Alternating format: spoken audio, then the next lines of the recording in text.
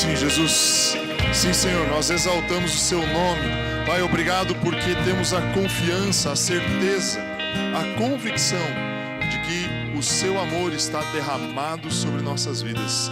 Obrigado porque podemos, neste primeiro domingo do mês de agosto, celebrar o Senhor, exaltar o Seu nome. Podemos começar esse período, esse mês, sabendo que somos filhos amados, que o Senhor é um Deus poderoso, que o Senhor é um Deus que enche as nossas vidas com a Sua presença.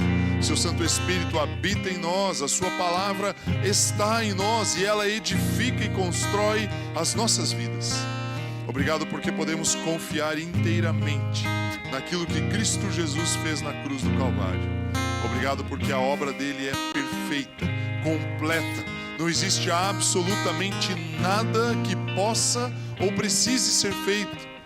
E nós recebemos a obra de Cristo Jesus em nossas vidas pela fé, crendo, sabendo que o poder dele nos toca, nos cura, nos transforma, nos justifica, nos santifica, nos fez novas criaturas, nos deu uma nova vida. Nós somos gratos por isso, Jesus. E Pai, neste momento, na Tua presença, na presença da Tua igreja aqui com o Teu corpo sobre a face da terra, nós juntos aqui, em unidade, declaramos que o poder do Espírito Santo irá ministrar os nossos corações neste momento. Pai, a Tua palavra encontrará um solo fértil, regado pela presença e pelo poder do Espírito Santo em nós. Sua palavra encontrará em nós um solo preparado para receber uma semente que irá germinar, crescer, multiplicar. Nosso coração receberá uma semente que irá tocar a vida de outras pessoas também, porque irá dar fruto em nossas vidas. Nós te agradecemos por isso. Espírito Santo, ministra os nossos corações agora, em nome do Senhor Jesus. Amém. Aleluia. Quero convidar você a tomar aí o seu assento. Antes de compartilhar um texto e de nós começarmos a desenvolver uma ideia aqui, um pensamento, eu quero deixar 3 recados aqui, ou reforçar 3 recados para você. Primeiramente, nós vamos ter a cantina, então eu tenho certeza que você vai comer alguma coisa depois do culto, tenho certeza, né? Pode ser que eu erre aí com um ou outro, mas que você possa usufruir aqui ao lado de um tempo de comunhão que nós vamos proporcionar. Eu tenho assim, não tenho dúvida de que o que você vai comer é muito bom, é muito especial. Eu sei quem são as pessoas que estão preparando, conheço essas pessoas, sei que eles têm a habilidade para fazer alguma coisa muito boa, e eu tenho certeza que você pode então usufruir esse tempo de comunhão ali.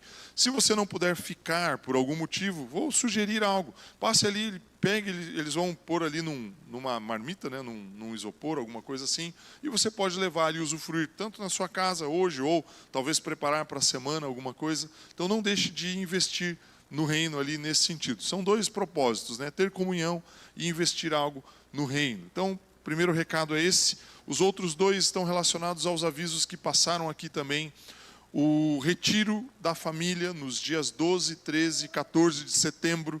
Se prepare para participar. O retiro é da família. Hoje de manhã eu falei, eu tenho uma criança de 2 anos. É para ela também. Tem um idoso lá em casa, tem 90 anos. É para ele também. O retiro é para a família. Leve os seus filhos, leve as pessoas que você ama. Eu tenho certeza absoluta de que você será grandemente impactado, ministrado pelo poder da palavra de Deus na sua vida, dentro desse tempo que nós vamos dedicar ali. Não é porque lá tem mais poder ou menos poder, não é isso. O poder do Espírito Santo sobre a face da terra é o mesmo desde o dia de Pentecostes. Mas você dedica um tempo, você abre o seu coração, você prepara o seu coração para que ele ministre, e isso traz um impacto sobre nossas vidas. E o terceiro recado, nós começaremos nesta quarta-feira, no dia 6 de agosto, um projeto aqui que visa, o propósito desse projeto é tocar a vida de pessoas que estão passando por uma situação, uma condição de dependência química, seja álcool, drogas, independente do objeto, do item que gerou algum tipo de dependência na vida dessa pessoa. Nós vamos acolher as famílias dos dependentes e dentro do possível, dentro do que for ao nosso alcance, nós vamos apoiar para que o dependente possa entrar dentro de um local, de uma comunidade terapêutica para o tratamento. Então, é um projeto extraordinário, tem como propósito principal arrancar pessoas do inferno, que estão com as suas vidas destruídas, com as suas vidas muito, muito complicadas, numa circunstância, numa situação muito difícil. E nós, através do que o Espírito Santo vai fazer, porque quem realiza, na verdade, é Ele, o poder é dele, não somos nós, mas nós vamos dispor as nossas vidas para tocar essas pessoas. E aí eu quero te convidar de duas maneiras para esse projeto. Você pode colaborar com o projeto, vindo participar. Vou pedir para o Luiz fazer um sinalzinho com a mão, assim, ergue a sua mão. Você pode conversar com o Luiz Gabriel, é ele quem está como responsável por esse projeto. Você pode vir colaborar, participar, se envolver. E você pode também divulgar isso. Você pode, na empresa onde você trabalha, talvez na sua família, na sua vizinhança, fazer contato com pessoas que estão nessa condição. Não somente com o dependente químico, mas principalmente com a família. E nós vamos, então, proporcionar um ambiente para essas pessoas serem tocadas pelo amor de Deus e alcançarem libertação por aquilo que o poder de Deus vai fazer na vida delas, porque cremos que aquilo que Cristo Jesus conquistou na cruz não é apenas para nós, mas é para ser levado a essas pessoas. Amém? Quarta-feira, dia 6, 19h30, nós iniciaremos o projeto aqui e ele vai acontecer todas as semanas, por um período. Teremos ali um períodozinho de recesso, provavelmente no final do ano, mas ele vai ser um processo, um projeto contínuo para tocar a vida das pessoas. Muito bem, quero compartilhar um pensamento com você. Na verdade, é um pensamento mais no sentido assim, quase que de um devocional, até porque hoje nós teremos a ceia ainda e teremos um tempo de comunhão ali depois. E eu quero começar aqui o que eu quero compartilhar com você, lendo o Evangelho de João, no capítulo 10, no verso 11. Jesus ele faz uma declaração, ele diz assim: eu sou o bom pastor. O bom pastor dá a vida pelas ovelhas. E João, quando ele escreveu esse texto, ao escrever esse versículo, claro que ele não escreveu um versículo, ele escrevia um texto corrido, mas quando ele usou essa expressão, essa frase, ele ouviu isso de Jesus e ele transcreveu isso no seu evangelho, dizendo: Jesus afirma que ele é o bom pastor. E aí, um pastor, ele cuida de um animalzinho, Ele cuida das ovelhas ali, das ovelhinhas, A ovelhinha, um bichinho bem manso, assim, de uma maneira geral, Bem ali, se suja um pouquinho, tem a lã bem grossa e tal, aquele bichinho bem tranquilo, um animalzinho ali bem sossegado. E Jesus cuida dessas ovelhas. Agora, que tipo de ovelhas, para quais ovelhas Jesus veio? Qual era o foco, qual era o propósito, o objetivo, para quem ele estava vindo e qual é o rebanho dele? E aí eu quero, ainda no Evangelho de João, no capítulo 5, então, cronologicamente, João passou por uma experiência e depois ele ouviu Jesus dizendo: eu sou o bom pastor. E aí, então, nessa experiência tem um relato do perfil das ovelhas que Jesus veio pastorear. Olha só o que diz no capítulo 5, verso 1 até o 9. Passadas essas coisas, havia uma festa dos judeus, e Jesus foi para Jerusalém. Existe ali, junto ao portão das ovelhas, um tanque, chamado em hebraico Betesda, o qual tem 5 pórticos. Nestes jazia uma multidão de enfermos, cegos, coxos e paralíticos, esperando que a água se movesse, porque um anjo descia de tempos em tempos, agitando-a. E o primeiro a entrar no tanque, uma vez agitada a água, sarava de qualquer doença que tivesse. Estava ali um homem enfermo, havia 38 anos. Jesus, vendo-o deitado e sabendo que estava assim havia muito tempo, perguntou: você quer ser curado? O enfermo respondeu: Senhor, não tenho ninguém que me ponha no tanque quando a água é agitada. Quando tento entrar, outro enfermo chega antes de mim. Então Jesus lhe disse: levante-se, pegue o seu leito e ande. Imediatamente o homem se viu curado e, pegando o leito, começou a andar, e aquele dia era sábado. Muito bem, até aqui. Eu gosto do início desse texto, verso de número 2, o verso de número 1, perdão. O texto diz que existia uma porta, um portão, um portal para entrar em Jerusalém, chamado Portão das Ovelhas. Jesus é o bom pastor. Ele veio buscar algumas ovelhas. E aí o texto, ele traz um relato de que naquele portão, no portão das ovelhas, no lugar das ovelhas, existia uma multidão. E a multidão era uma multidão que tinha 4 características, segundo o texto que João escreve. Era uma multidão de enfermos, cegos, coxos e paralíticos. Meu irmão, Jesus ele veio sobre a face da terra porque ele sabia que nós precisávamos dele. Precisávamos do amor e do poder dele. Você está vendo aí escrito no telão, casa de misericórdia. A palavra Betesda, Bet no hebraico, o B-E-T, significa casa. Betlém, a cidade de Belém, a cidade onde Davi nasceu, onde Jesus nasceu, significa casa do pão. E Betesda, que é o nome do tanque que estava no pórtico das ovelhas, significa casa de misericórdia. Não é uma coincidência, meu irmão, não é uma mera assim, puxa vida, Jesus entrou ali naquela porta, era a porta das ovelhas. Poxa, tinha um tanque ali, o tanque que significa casa de misericórdia. Meu irmão, Jesus entrou ali propositadamente. O autor da vida, aquele que fez todas as coisas, o Filho unigênito de Deus, Deus encarnado sobre a face da terra, ele vai aonde as ovelhas estão. Por isso ele entra na porta das ovelhas.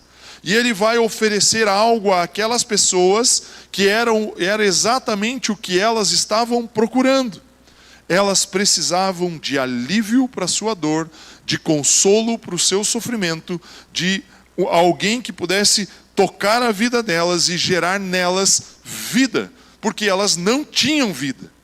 O que elas tinham era cegueira, doença, estavam coxos, mancos, imperfeitos e estavam paralíticos. Tudo quando eu vejo essas 4 expressões, eu não tenho como não me lembrar do texto de Colossenses, que diz que Deus ele nos tirou, ele nos arrancou do império das trevas e nos transportou para o reino do Filho do seu amor, para o reino dele, um reino onde nós somos amados.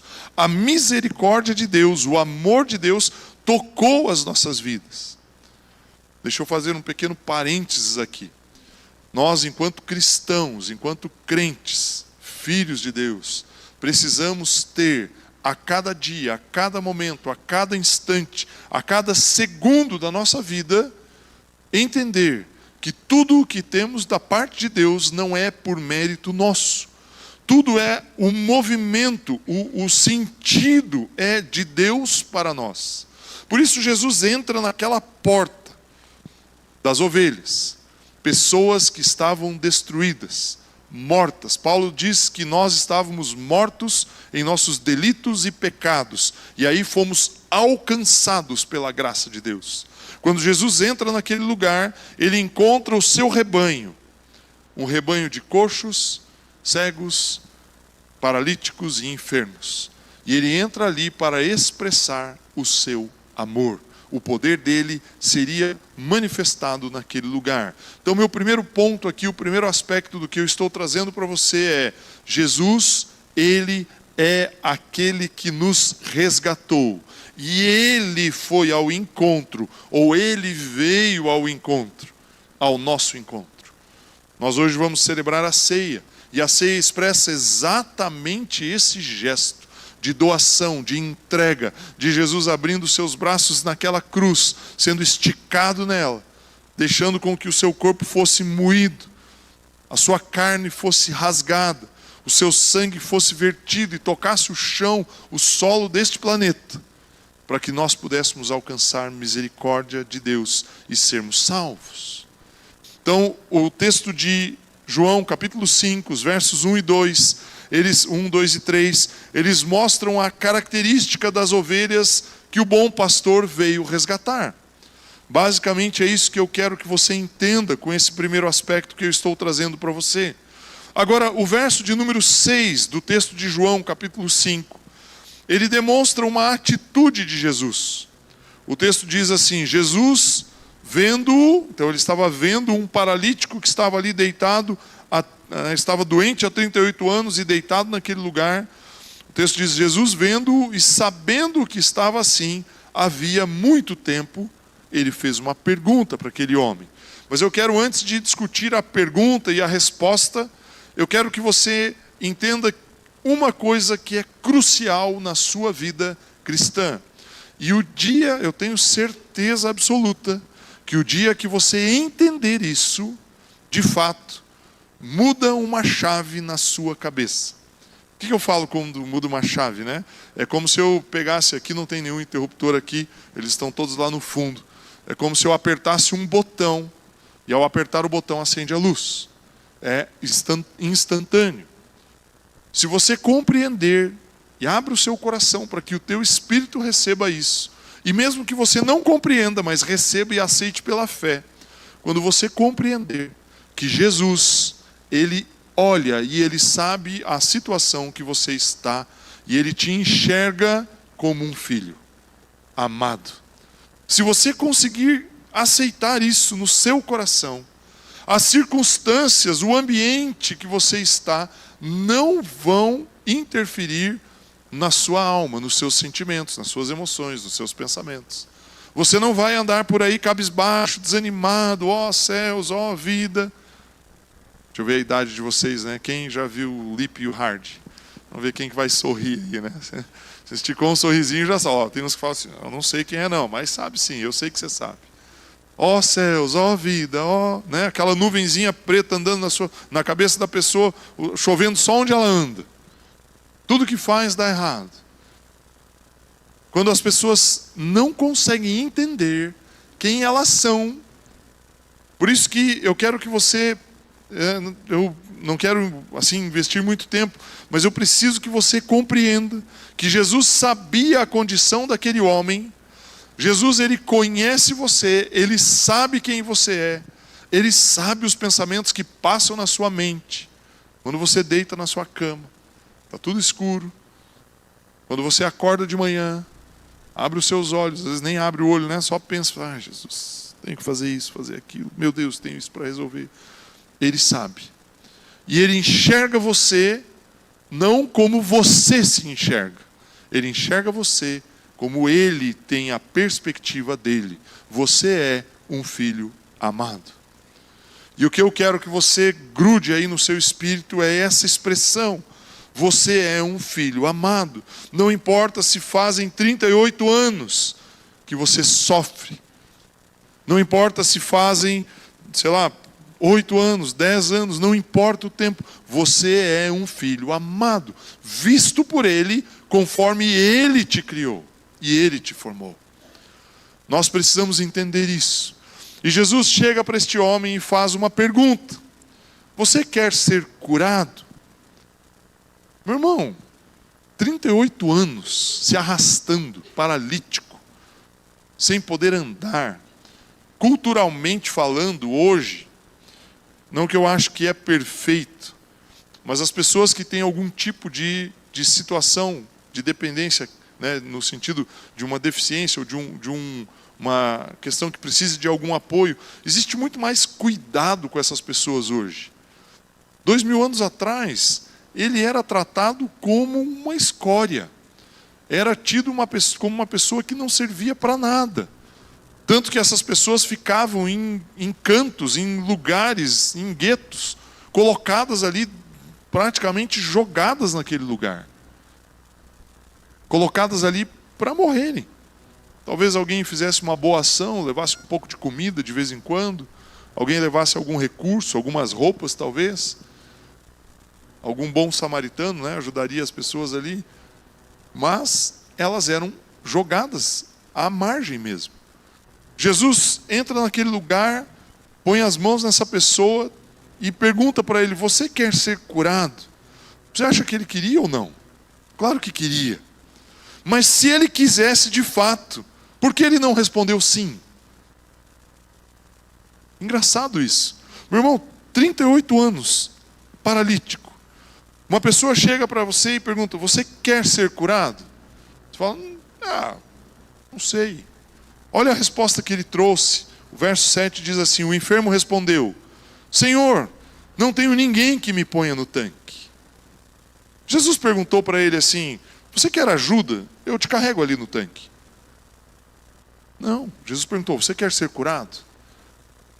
E aí vem o meu ponto, que é um dos aspectos mais importantes que eu quero compartilhar com você aqui. O primeiro, que é muito importante, é você entender que Jesus vê você. Você não é um invisível para Jesus.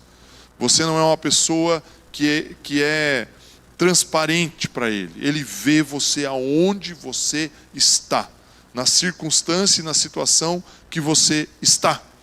Ele te vê. O segundo aspecto, ele perguntou para aquele homem se ele queria ser curado. E o homem, como se a conversa fosse em outro idioma, ele responde uma coisa que não tem nada a ver com a pergunta de Jesus: você quer ser curado? E aí, vou ler o texto aqui, ele diz: Senhor, não tenho ninguém que me ponha no tanque. Mas Jesus não perguntou se ele queria ir para o tanque, ou se ele levantaria o homem e carregaria para o tanque.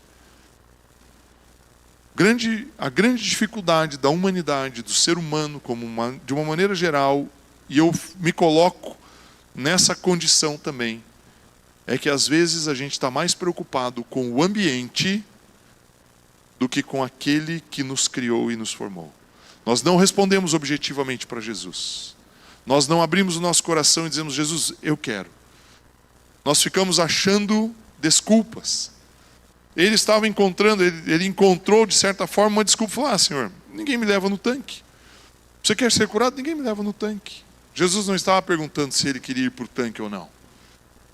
Provavelmente ele precisava de um banho, talvez o tanque ajudasse com isso. Mas Jesus pergunta se ele quer ser curado.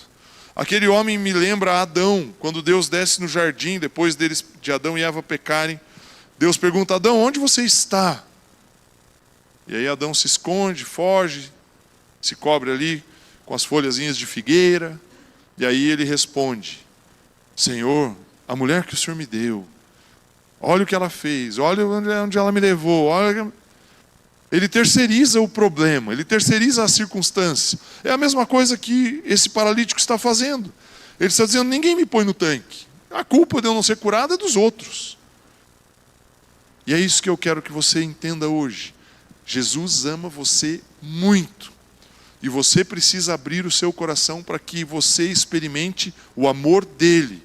Não coloque a responsabilidade do seu relacionamento com ele em outras pessoas. Puxa vida, deixei de ir na igreja, porque afinal de contas o pastor não foi lá na minha casa fazer uma oração. O que Deus tem a ver com isso? O que Deus tem a ver com o fato de você fazer parte do corpo de Cristo e porque uma pessoa não fez aquilo que você queria que ela fizesse? E aí você diz assim: eu não vou mais na igreja. Que culpa Deus tem?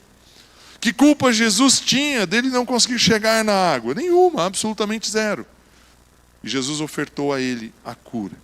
O que eu quero que você compreenda hoje é que você tem algo à sua disposição. O amor de Deus está posto diante de você. E essa mesa, a ceia, ela é uma expressão deste amor colocado diante de você hoje. O que aquele rapaz precisava responder era um simples sim. Sim, eu quero. Sim, eu preciso. Sim, eu desejo. É isso que eu quero. Eu recebo aquilo que o Senhor tem para mim. Mas ele simplesmente tentou desviar, fugir. E aí então, a expressão aqui que Jesus traz para ele, ele fala: quando eu tento entrar, outro vem e passa na minha frente, me atropela.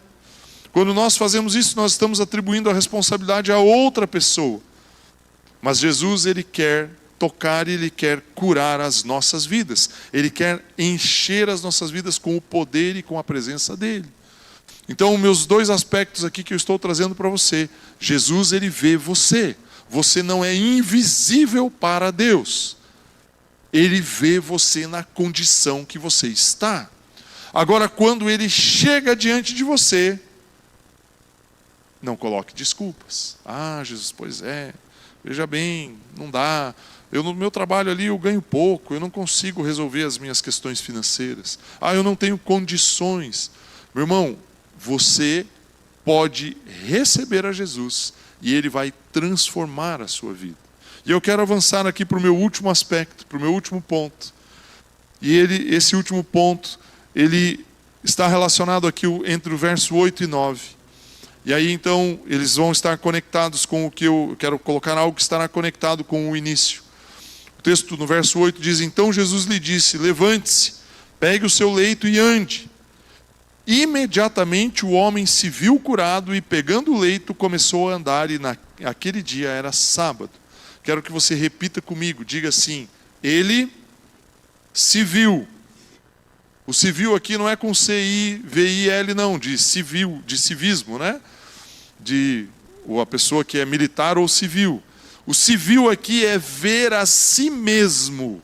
Como é que ele viu a si mesmo? Olha o que o texto diz: imediatamente o homem se viu curado. Meu irmão, existem milhares de cristãos frequentando as nossas igrejas que não conseguem se enxergar salvos, libertos, curados. Quando eu li isso nesse texto, eu falei: Jesus, por que eu demorei tanto para entender que eu preciso enxergar na minha vida aquilo que Jesus fez em mim, e não aquilo que eu sou, a minha origem, a minha natureza carnal, pecaminosa, herdada de Adão. Muitas vezes nós estamos aqui, aceitamos um apelo, né? Vimos aqui à frente, fazemos uma oração, é nos explicado que nós fomos transformados, retirados do império das trevas, colocados no reino da luz, como eu já falei, mas nós continuamos nos vendo como aquele homem caído. E aí ficamos brigando, lutando com o pecado, lutando com os erros, lutando com as falhas.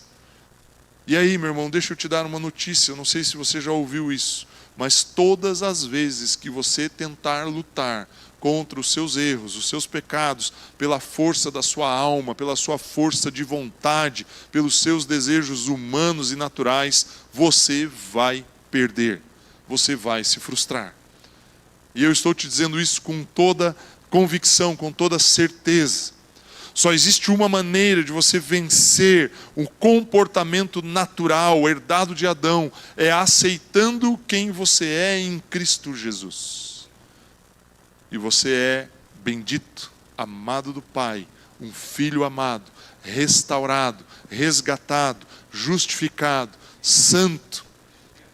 Essas são as suas características em Cristo Jesus. Não por aquilo que você faz, não por aquilo que você pensa ou executa, mas por aquilo que Cristo Jesus fez na cruz e você recebeu como vida. João capítulo 1, verso 12. Na verdade, o verso 11 diz que Jesus veio para os seus. Os seus ali, ele está se referindo aos judeus. E aí o verso 12 diz que como os seus haviam o rejeitado, negaram a ele, não o aceitaram. O verso 12 diz: e a todos aqueles que o receberam. O receber ali é lambano, é agarrar, é pegar, é não soltar, é dizer: isso é meu, eu me aproprio disso. Todos aqueles que o receberam, Deus deu-lhes o poder, deu-lhes o direito de serem feitos filhos de Deus. A saber, né, já que você pôs o texto aí, pode seguir. A saber, aos que creem no seu nome. Por isso que nós fazemos um apelo e franqueamos a oportunidade das pessoas crerem, declararem que creem em Jesus. Porque nós estamos dando o direito delas se tornarem filhos.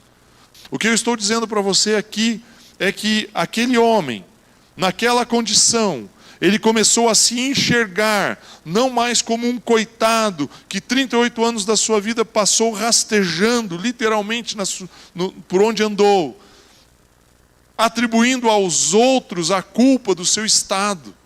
Ah, mas se alguém me ajudasse, puxa vida, se aquele empresário me contratasse, se aquela empresa me desse uma oportunidade, se os meus pais pudessem me ajudar. Eu vi uma cena na rede social esse final de semana, eu até pensei, isso aqui não deve ser verdade, mas era uma cena num tribunal nos Estados Unidos. Não tem muito sentido de montar uma cena toda daquela só para fazer uma divulgação.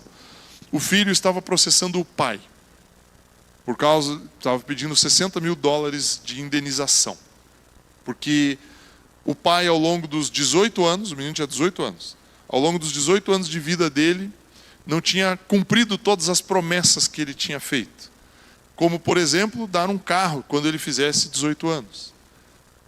Na verdade, ele queria um carro melhor, ele deu um carro mais simples. Ele ganhou um carro, mas ele não ganhou o carro que ele queria. E aí ele processou o pai. Eu não sei se você está entendendo aqui o que eu quero dizer. Às vezes nós estamos na condição desse coxo, dizendo assim, se tivesse alguém para me ajudar, se aquela pessoa... Quando você fala isso, preste bem atenção no que eu vou te dizer.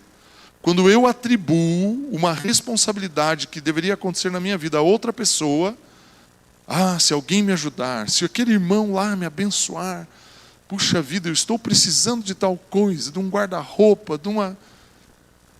Quando você fala isso, você está dizendo assim, Deus, o Senhor não é suficiente para prover na minha vida, e eu preciso do emprego, eu preciso do trabalho, eu preciso daquela... E aí você está confiando no homem, no braço do homem. Jeremias 17, 9, se eu não me engano, 17, 9, não me lembro de cabeça agora, mas ele entre o 7 e o 10, diz que maldito é o homem que confia no homem.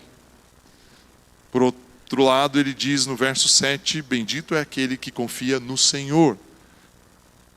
Quando você atribui, como o rapaz aqui disse, olha, ninguém me põe lá. Ele está dizendo assim, eu não sou curado porque as pessoas não me ajudam. E eu dependo delas.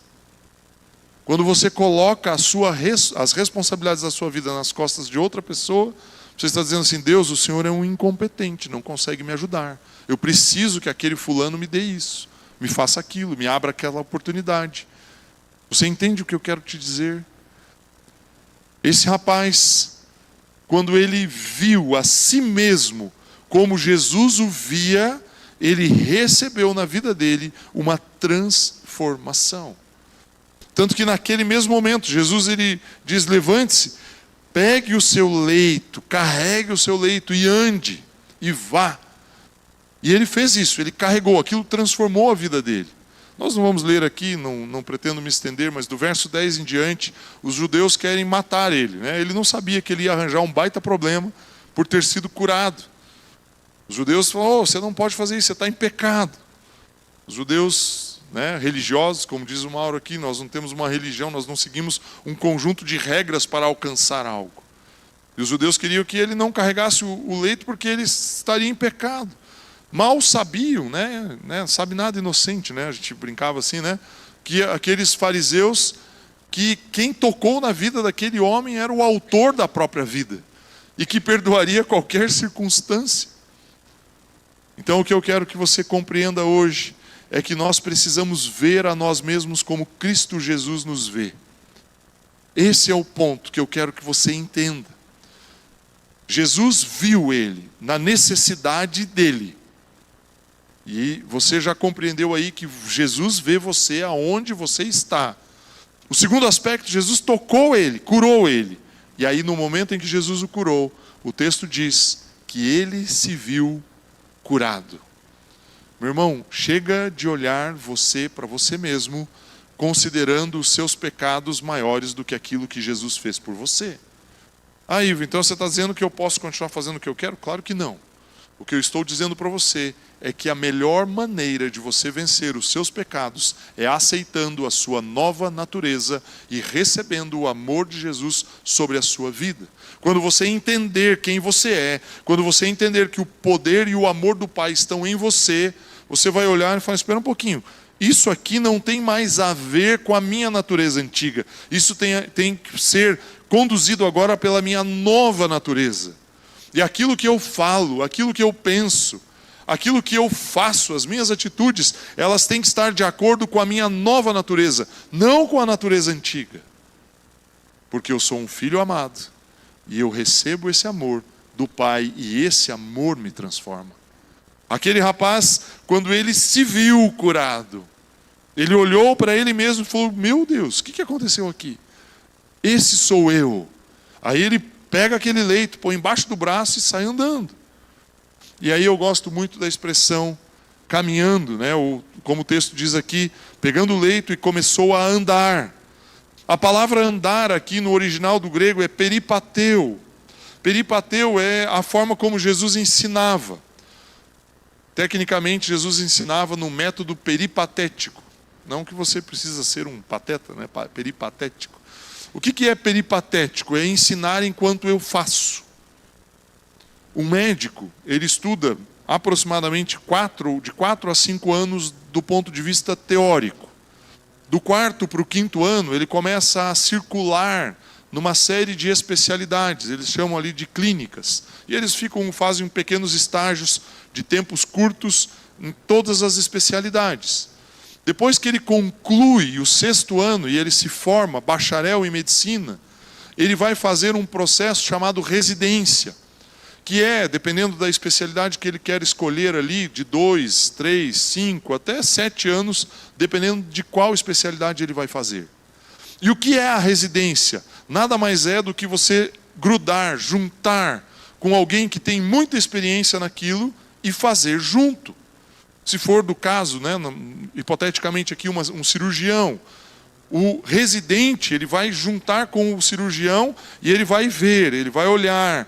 Daí num determinado dia ele vai fazer uma parte, o comecinho. Depois ele vai, até que no final do período de residência, peripateticamente, ou seja, fazendo, imitando e realizando junto, ele aprendeu aquilo. O que Jesus fazia era isso, ele pegava os seus discípulos, ia para o meio de uma plantação e falava: olha, estão vendo os campos aqui? Vocês estão dizendo que faltam alguns meses para a colheita, eu estou dizendo que os campos estão brancos e precisamos colher agora. Ele usava os elementos do dia a dia para ensinar as pessoas. E o peripateu aqui, nessa expressão, no texto que eu estou lendo, no verso 9, aquele homem pegou o seu leito e começou a andar. E essa palavra traduzida do grego, ela tem um significado. É fazer bom uso das oportunidades. Fazer bom uso das oportunidades. Aquele homem se viu curado, e ao ver-se que estava curado, ele levantou, pegou o leito dele e falou: sabe de uma coisa? Agora essa é a minha vida. Eu vou fazer um bom uso daquilo que eu recebi. O problema é que as nossas igrejas muitas vezes estão cheias de pessoas que recebem algo de Jesus, mas preferem continuar deitados. Porque sabem que talvez no outro dia, aquela pessoa que toda segunda-feira de manhã passa ali e dá uma esmolinha, vai passar lá.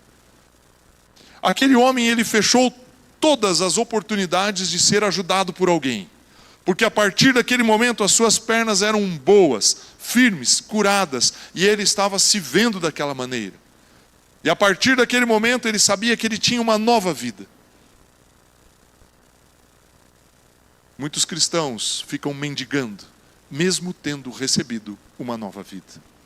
O que eu quero que você entenda hoje é que você é uma ovelhinha de Jesus. Ele é o bom pastor. Ele entrou no ambiente em que nós estávamos mortos, coxos, cegos, enfermos, como o texto diz ali. E nós estávamos ali na beira de um tanque, clamando por misericórdia. Jesus entra nas nossas vidas, o amor dele se manifesta em nós. Nós recebemos isso como uma herança, como salvação. E ele revela o seu amor nos curando, porém nós precisamos enxergar isso em nossas vidas. Se você não enxergar isso em você, você vai continuar rastejando como aquele rapaz que ficou 38 anos da sua vida rastejando. Pare de olhar o ambiente, as circunstâncias. Ontem eu compartilhei um pensamento aqui no culto de curas. Os discípulos com Jesus no meio do deserto, uma multidão, Jesus estava pregando, as pessoas há 3 dias seguindo Jesus no meio do deserto. E aí Jesus falou: não vou dispensar a multidão não. Não posso deixá-los ir para casa, eles vão desfalecer. E aí os discípulos perguntam: aonde neste deserto nós encontraremos pão para tanta gente? Você percebe que o foco, o olhar, o pensamento, a mente dos discípulos estava presa ao lugar e não à condição, a quem estava junto com eles. Os discípulos não estavam assim, falaram: não interessa se eu estou na avenida que tem todas as padarias da cidade ou se eu estou no deserto, Jesus está aqui. Você entende a diferença? Quando eu sei que eu estou colocado, assentado, como Paulo diz em Efésios, assentado em Cristo Jesus, com Cristo Jesus nas regiões celestiais, e eu tenho toda a sorte de bênçãos na minha vida, a minha perspectiva sobre mim mesmo muda. Tem que mudar. Não pode ser a mesma.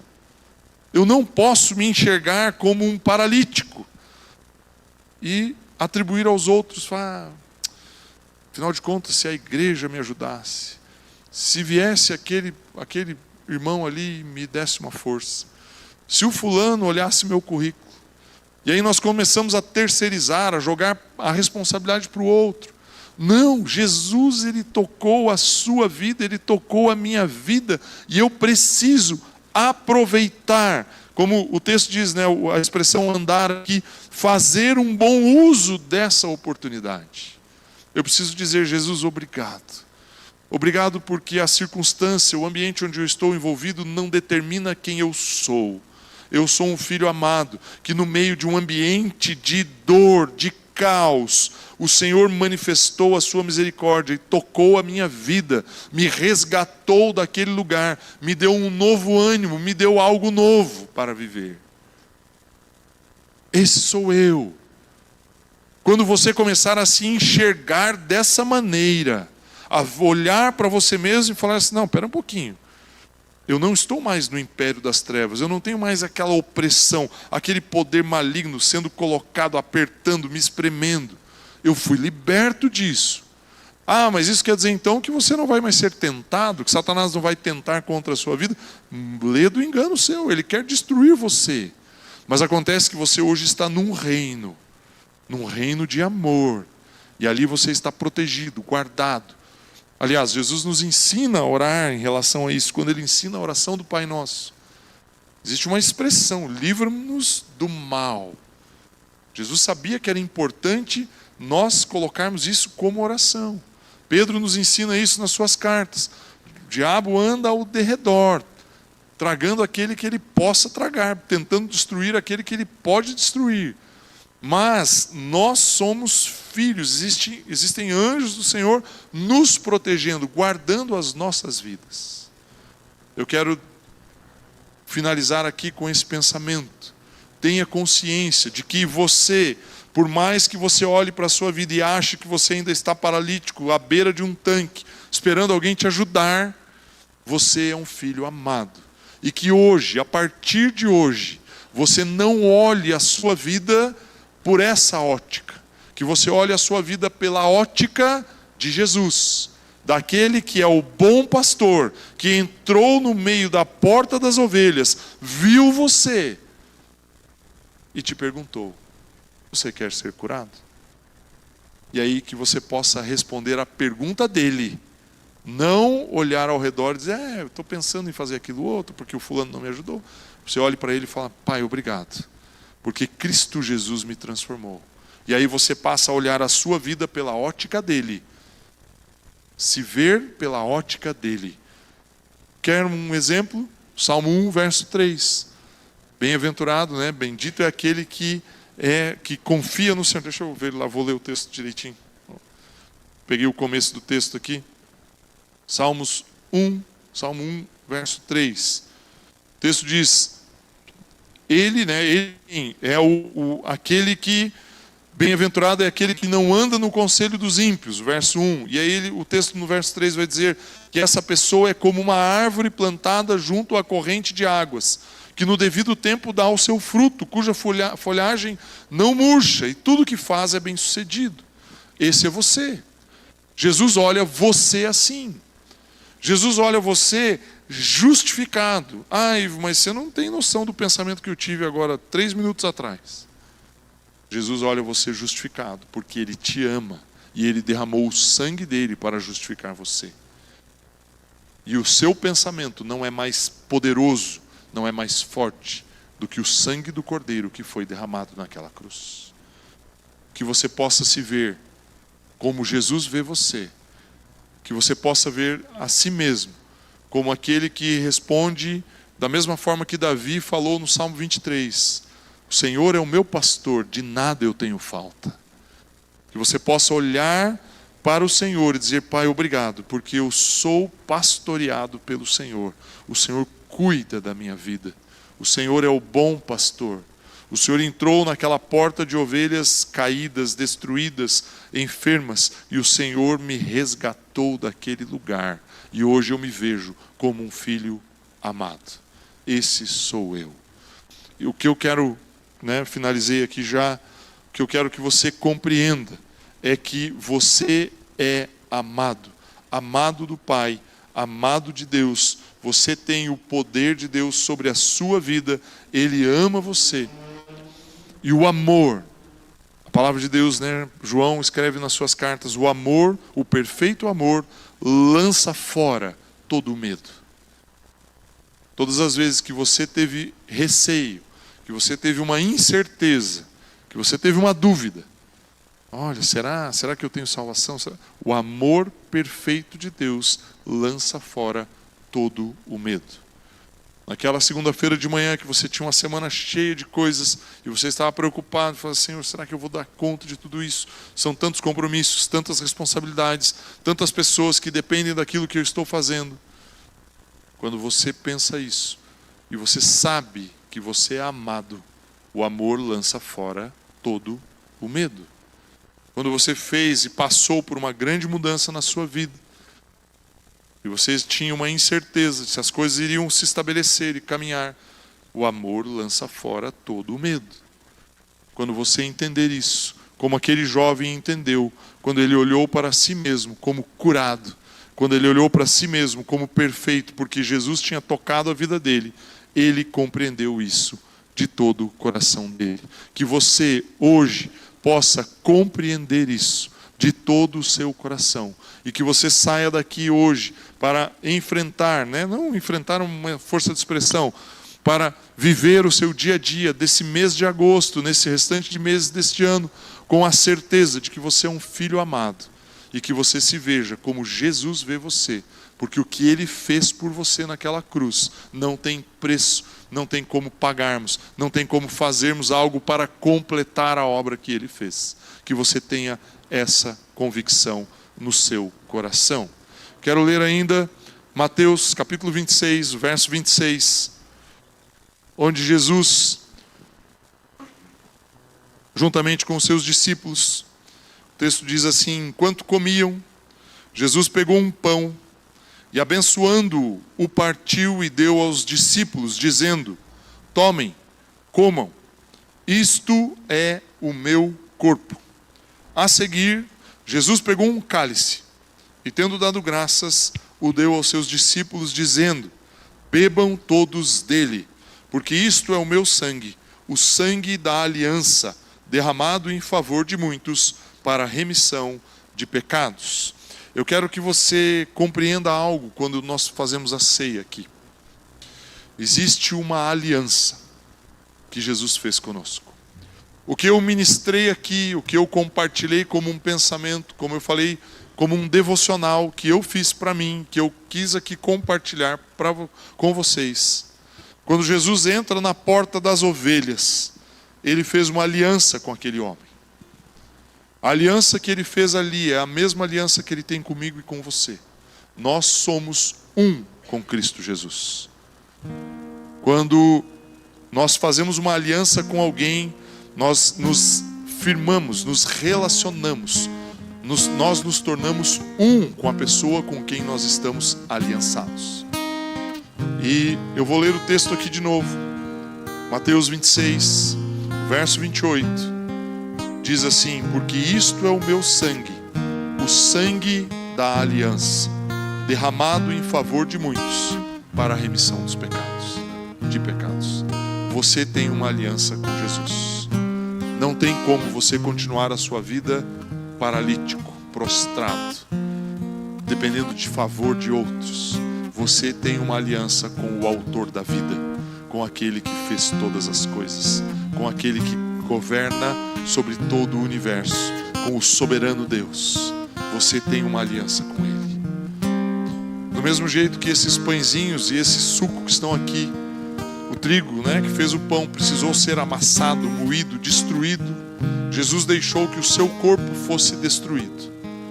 Do mesmo jeito que a uva foi espremida para que esse suco estivesse dentro desse copinho, Jesus precisou deixar o seu corpo ser esmagado e o sangue dele escorrer e tocar o solo desse planeta.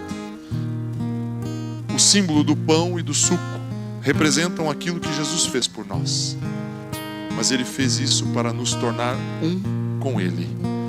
E você é um com o Pai. Não importa os pensamentos que você tem na sua mente, não importa as situações e circunstâncias que você está passando, ele te ama até o fim de tudo, que não há fim, porque nós viveremos a eternidade com ele. Tenha consciência disso. Receba isso como um gesto de amor dele.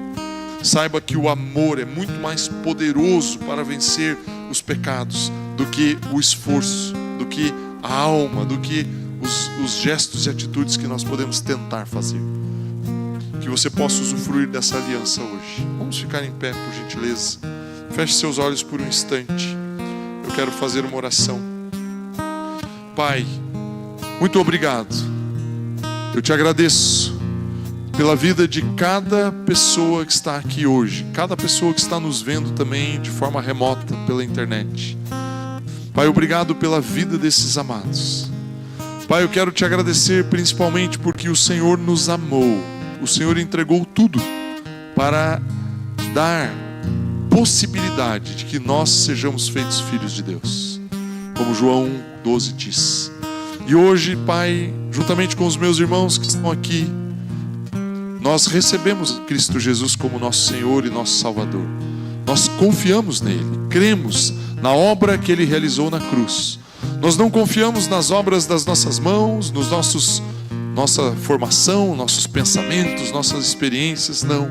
Confiamos naquilo que Cristo Jesus fez na cruz do Calvário. E com base naquilo que Cristo fez, nós aceitamos a aliança que ele está firmando conosco. E hoje, nós queremos reafirmar essa aliança, através do gesto, através desse memorial que é a ceia. Nós reafirmamos essa aliança.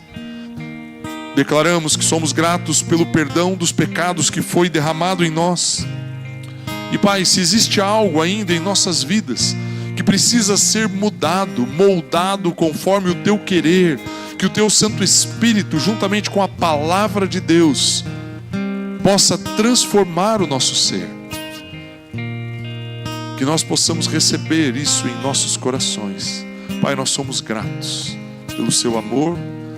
Clamamos ao Senhor que o Teu poder se manifeste em nós e mude as nossas vidas. Pela força do Seu poder, pela força daquilo que Cristo Jesus conquistou na cruz. Não pelo nosso esforço. Que o Senhor nos faça um com o Pai a cada dia. Que nós permaneçamos um com o Pai a cada dia. E hoje, Pai, nós renovamos ou nós reafirmamos essa aliança contigo. Pai, eu tenho uma convicção, uma certeza no meu coração. O Leonardo, ao ministrar aqui o momento de libertação, ele declarou cura. Eu declaro, Pai, que no momento da ceia, pessoas serão curadas. Curadas na sua alma. Talvez traumas lá do passado. Talvez um pai violento. Uma mãe que não deu atenção. Talvez uma pessoa que abusou. Talvez uma pessoa que cometeu um ato de violência e feriu uma alma, feriu sentimentos. Pai, em nome de Jesus, eu declaro que hoje é um dia de cura, de restauração, de vida neste lugar. Pai, o nosso físico, Talvez exista algum mau funcionamento, um órgão que não é bom, que não está perfeito.